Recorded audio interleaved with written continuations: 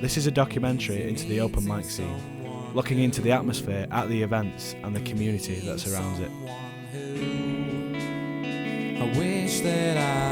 So here with Tuesday Tony, this is open mic at the Thirsty Scholar in Manchester. So Tony, just tell us about the night at the Thirsty Scholar. How is this all come about? We have the open mic night which we're at right now, the one at the Thirsty Scholar every Tuesday. That's the longest running one. That's the one that I've been doing for 15 years. That's primarily music, but we have started to add more of a poetry and a comedy vibe to it as well. We open with some poetry. So there's a lot going on at once. Yeah, there's some really talented people. Sounds a good combination of all three. Yes, we try and keep it as varied as possible. The other night that we do is every Wednesday at the Tiger Lounge. Again, that sort of started off as a music night, but we found there was more and more comics coming in. I started doing a night called ZomCom, which we do have going now, which is primarily just comedy, but there's so many comics around the place that they started to spill out into Tiger Lounge, and that's now more primarily a comedy night with a bit of music rather than being a predominantly music-based night. Okay, was Thirsty Scholar the first one you started off at, or where was the first sort of one, first ever one that you run, like the first ever open mic you ever did? The first one was here. What actually happened was I got a load of sound equipment when I was at university, and I got asked to sound engineer for a band, and their first ever gig was here on a Tuesday night. And there was another promoter running it at the time, and their sound engineer had a bit of a hissy fit halfway through the night and sort of stormed off, and they said, do you mind filling in? And I was like, yeah, I filled in for the night. And then they said, if you come down every week, we'll buy you a few beers and you can do it. And slowly but surely they lost interest, and I sort of took over. So I kind of really fell into this gig, really, but really pleased that I did. Is that where the love first began of doing the open mic? So would you say at first it was just sort of something to do, or did you really enjoy doing it from the start when you first did it?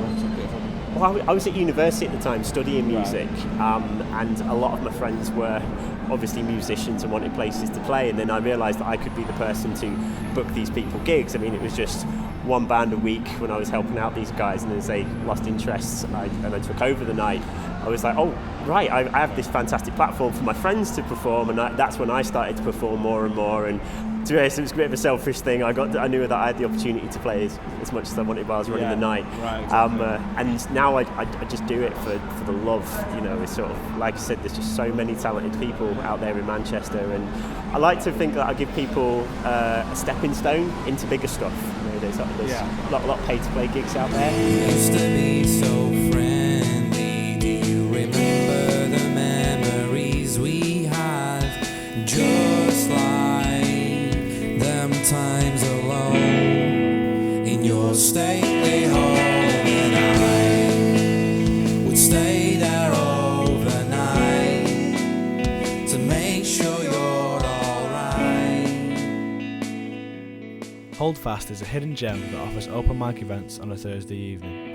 Comedians, poets and musicians can all take the stage, but it mainly consists of musical acts. It's just off Stevenson Square in the Northern Quarter. The open mic evening being fairly new on the scene, with Alex Ohm taking care of and organising the weekly event. Just want you to save me. Listen, Daisy.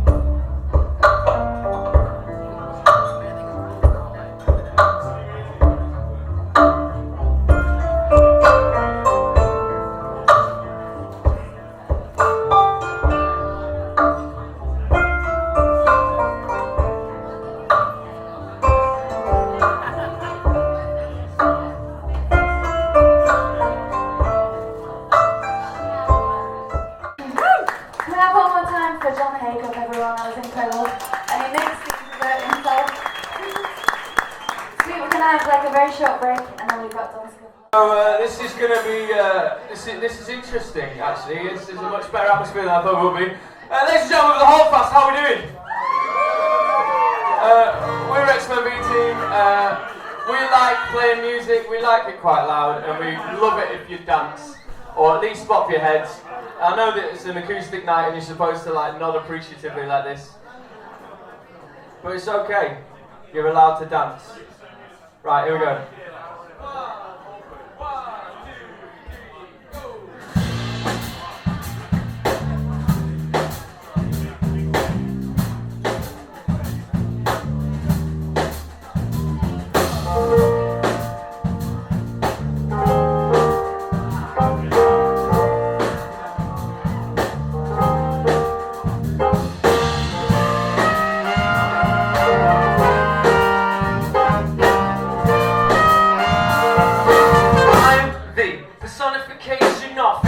Grinding down a chalkboard, the moment when you gotta tell your girlfriend why she just got a cold sore.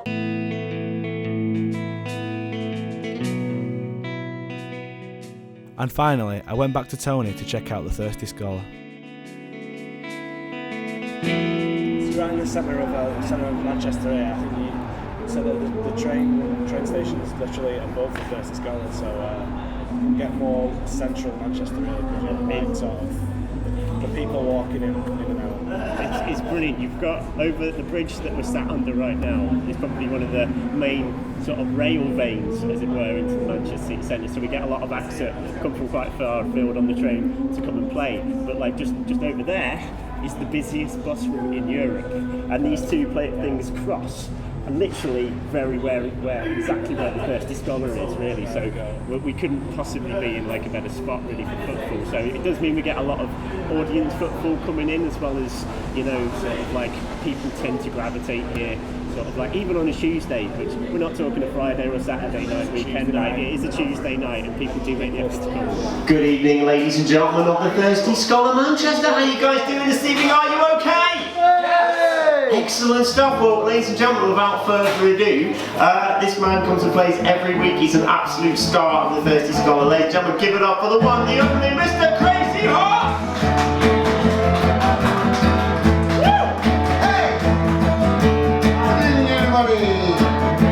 A chill out spot, a chill out set. Yeah, I want to know everything about you.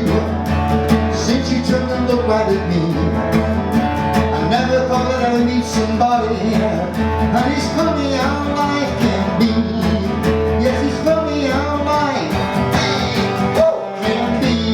Yeah, yeah. So during the documentary we've been filming around, so the ones that you host, Tiger Lounge. Yeah. Is there anything more you can tell me about that place, or how you came about getting the Tiger Lounge involved as well?